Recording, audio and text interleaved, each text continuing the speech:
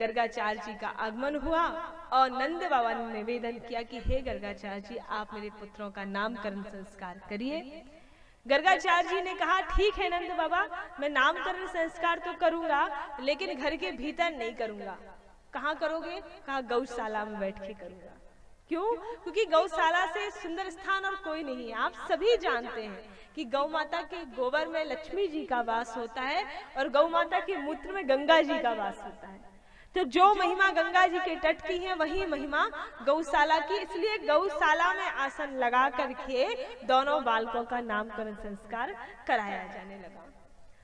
गौशाला में आसन लगाया गया, मैया रोहिणी बैठी, मैया यशोदा बैठी, नंद बाबा बैठे, गर्गाचार्य जी बैठे, नामकरण संस्कार प्रारंभ हुआ। लेकिन यहाँ पर नामकरण जब प्रारंभ हुआ तब माताओं ने थोड़ी सी चालाकी कर दी। क्या चालाकी की?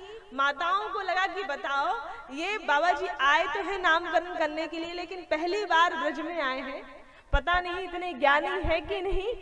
और गर्गाचार्य जी की ज्ञान की परीक्षा लेने के लिए साहब यहाँ माताओं ने पुत्रों की अदला बदली कर ली। पुत्रों की अदला बदली कर ली।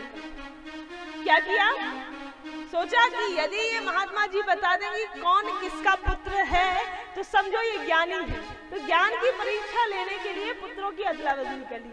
जब नामकरण हो रहा था तो मैया रोहिणी की गोद में कन्हैया बैठे थे और मैया यशोदा की गोद में दाऊजी महाराज बैठे थे और गर्गाचार्य जी सामने बैठे। गर्गाचार्य जी से कहा गया आप नामकरण करिए।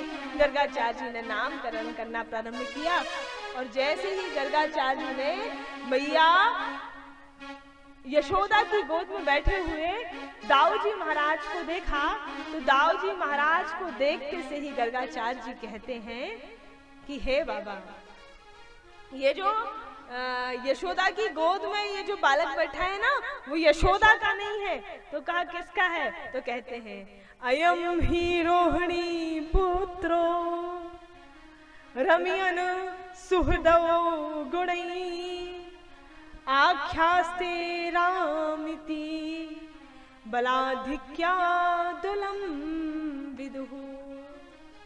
यशोदा की गोद में जो बालक बैठा हुआ है वो यशोदा का नहीं है। वो किसका पुत्र है? अयम ही रोहिणी पुत्रो, ये रोहिणी का पुत्र है।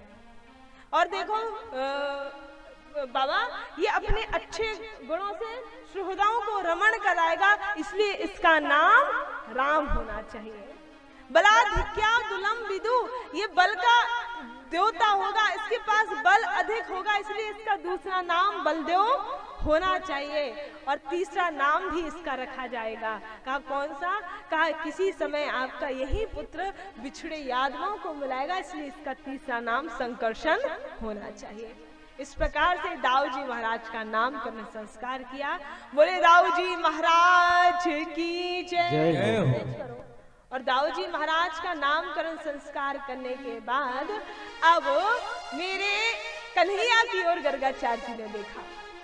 तो देखिए, जैसे ही गर्गाचार्य जी महाराज ने कन्हैया की ओर देखा ना, और प्रभु ने देखा कि बाबा हमारी तरफ ही देख रहे हैं, तो लीला पुरुषोत्तम तो है ही कन्हैया और प्रभु इतने सुंदर है कि गर्गाचार्य जी देख लिए तो बस निगाहें वहीं पर टिक गई, इधर उधर भी नजरें नहीं हट रही हैं। आहा आप कितने सुंदर हैं, आहा आप कितने सुंदर हैं। और मेरे प्रभु ने थोड़ी सी लीला और कर दिया, मुस्कुरा और दिया।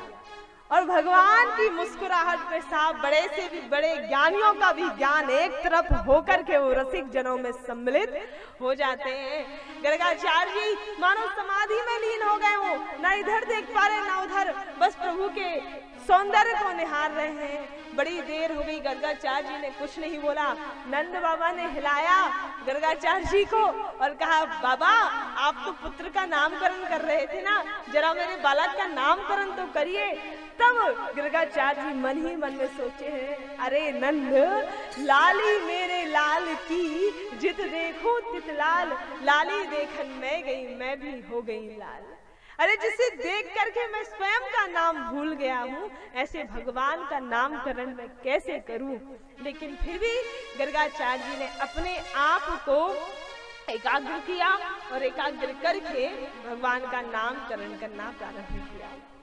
और जैसे ही भगवान की ओर देखा तो गर्गाचार्य जी नंद बाबा से कहते, हे नंद आसान वर्णा स्त्रियो हिराश गृहतो अनुयुगम तनु शुक्लो रक्तस्तथा पीत इदानीं कृष्णतां गतः।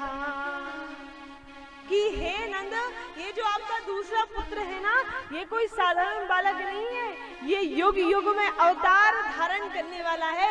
इसके अभी तक 3 वर्ण हुए हैं। कौन कौन से? श्वेत, लाल और पीला। इस समय ये इंद्र नीलमणि के समान श्याम सुंदर रूप धारण किए हुए हैं, इसलिए इसका नाम कृष्ण होना चाहिए। बोले कृष्णचंद्र भगवान की जय हो। इसका नाम कृष्ण होना चाहिए। और किसी समय आपका यही पुत्र वसुदेव जी के घर में जन्मा था, इसलिए ज्ञानी जन इसे वासुदेव भी कहेंगे।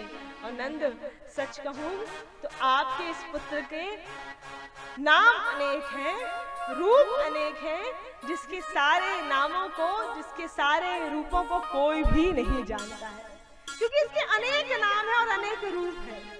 हाँ, कहते हैं कि हे नंद, तस्मात् नंदात्मजोऽयं ते नारायणः समो गुणैः श्रिया कीर्तानुभावेन गोपाश्व समाहिता।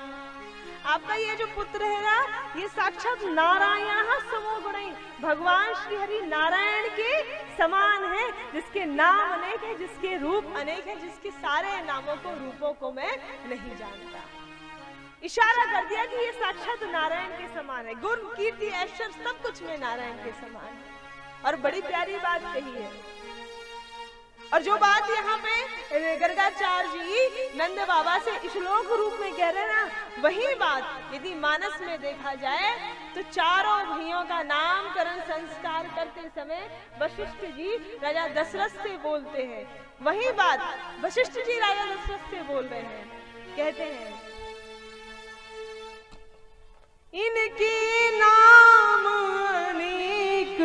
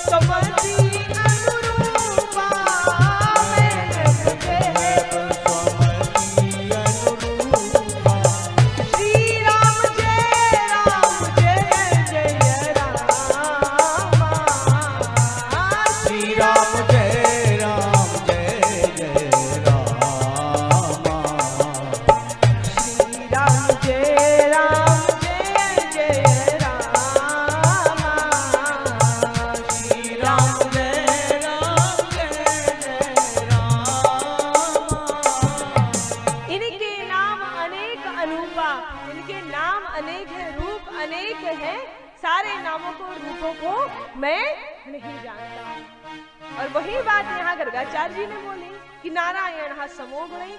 और वो तो मैंने थोड़ी बहुत अपनी बुद्धि स्थिर करके इसके लिए नाम रखवाए हैं। और हे नंद, एक बात कहूँ, आपका ये पुत्र महाज्ञानी होगा, इसके पास कभी किसी चीज की कमी नहीं होगी और मेरा बहुत बहुत आशीर्वाद आप सब पर है।